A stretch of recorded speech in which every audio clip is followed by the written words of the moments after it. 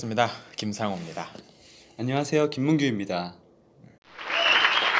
오늘은 신전한 기독교 2부 3장 충격적인 갈림길이라는 장을 같이 읽어보겠습니다. 이 장을 시작하면서 루이스가 처음으로 던지고 있는 질문은 오늘날에도 많이 던져지고 있는 그 질문입니다. 뭐냐면 세상을 보면 악하는 것들, 고통스럽고 힘든 일들이 참 많은데 이것이 하나님의 뜻과 과연 어울리는가, 어떻게 일치시킬 수 있겠는가라는 질문이죠. 그 질문에 대한 답으로 루이스가 얘기하는 건 하나님께서 인간에게 자유의지를 주셨기 때문이다라고 얘기하고 있습니다. 근데 이 자유의지가 인간에게 선을 선택할 가능성도 있지만 그 반대쪽을 선택할 가능성도 내포하고 있기 때문에 이 세상이 오늘날과 같이 이렇게 됐다.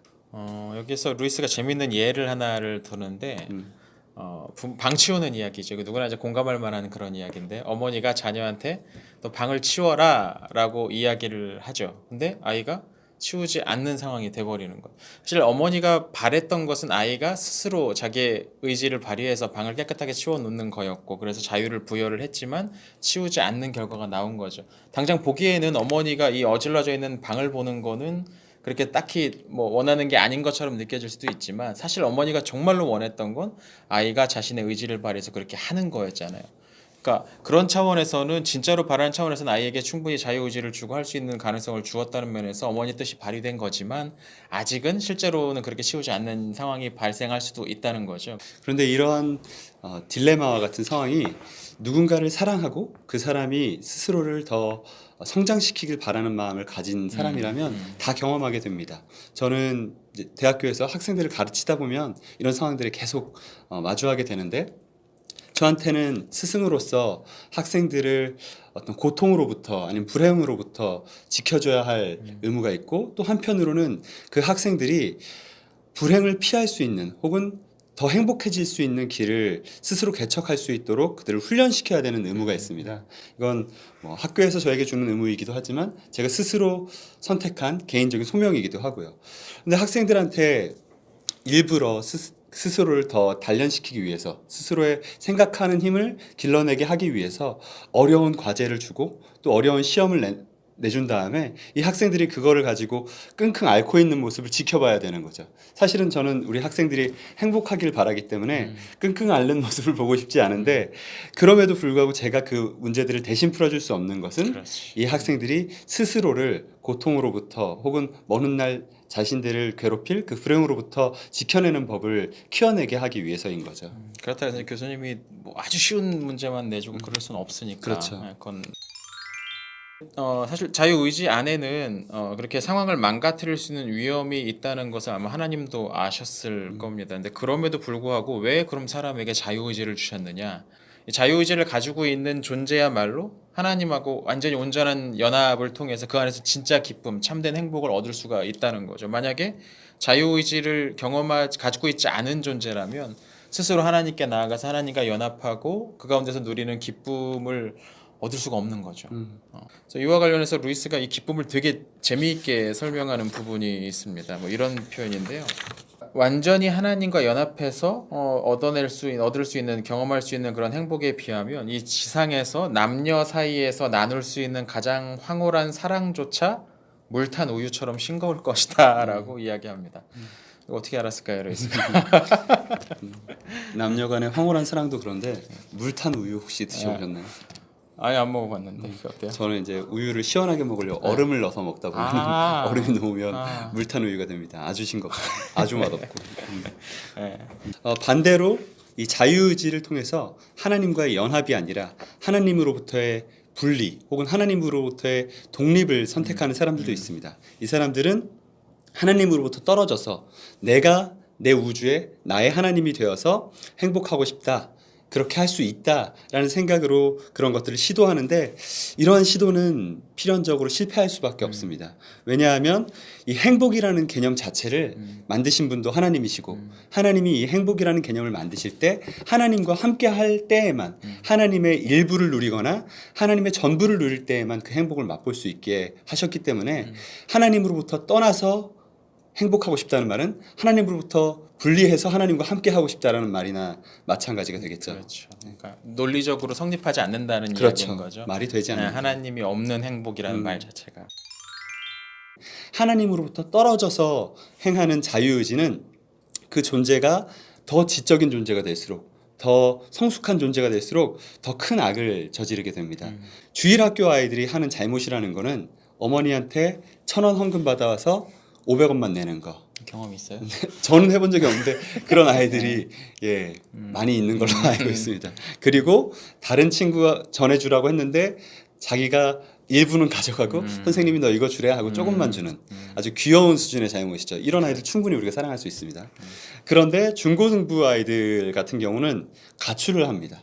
가출을 해서 저한테 일어났던 일이고 가출하는 친구들을 이제 밤새도록 찾아다니면서 누구야 소리 지르면서 이 일은 아주 힘든 일이고 이 일이 일어나면 물론 그럼에도 불구하고 그 아이를 사랑스럽게 안아줬지만 또 여전히 사랑하지만 아마 다른 선생님들은 그 아이를 사랑하는데 조금 위기감을 느끼게 됩니다. 제가 아는 한 청년은 그리스도인이라고 이야기했지만 다른 죄도 아니고 남을 속여서 금전을 갈취하는 사귀죄로 감옥에 간 경우도 있죠. 이렇게 우리가 똑똑해질수록 더 많은 악을 저지르게 되고 그 악의 심각성도 더 커지게 되고 그게 하나님과의 관계, 하나님과의 사랑을 심각하게 위협하는 것을 우리가 관찰할 수 있습니다.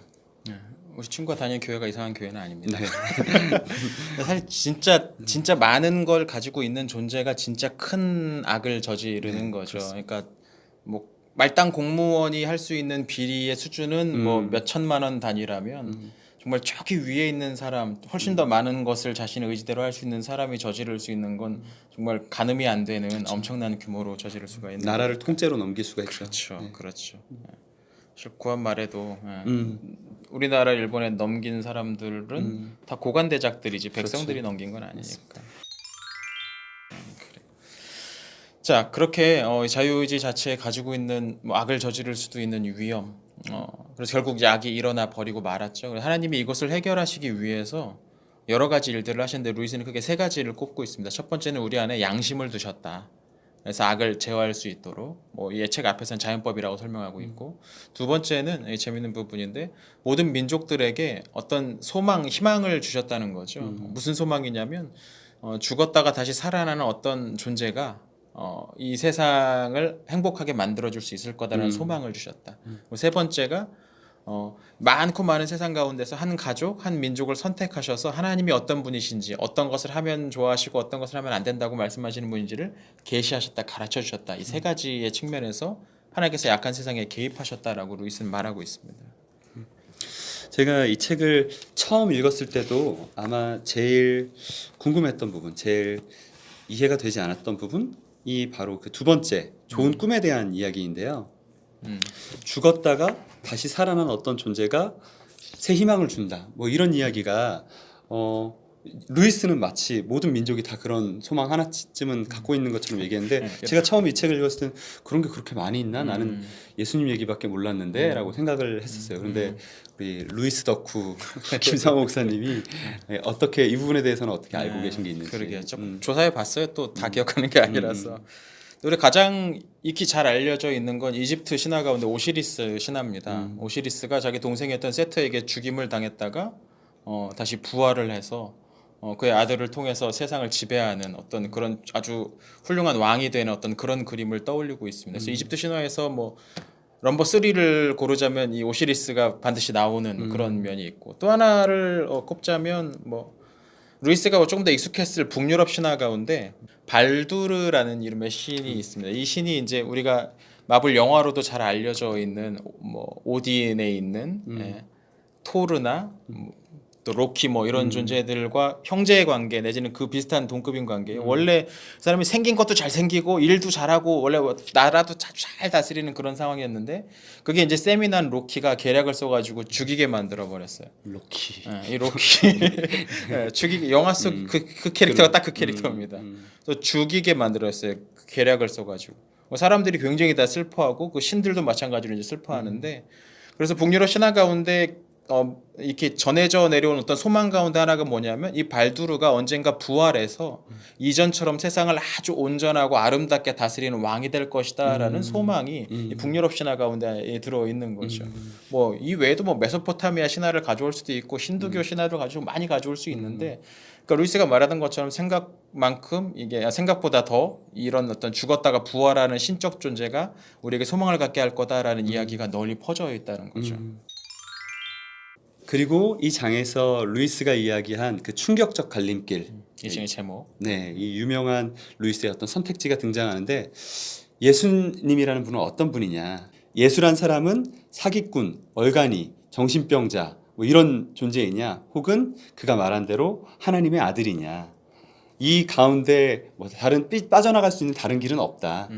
뭐 회색지대는 없다. 이런 이야기를 하고 있는 것 같습니다. 그렇죠. 예수님이 하신 말씀을 보면 이분은 뭐 미쳤거나 뭐 이상한 사람이라고 말할 수가 없고, 이 미친 사람이 사람들을 도와주고 뭐 죽은 사람을 다시 일으키고 그런 식의 좋은 이야기를 할 수가 없는 존재니까.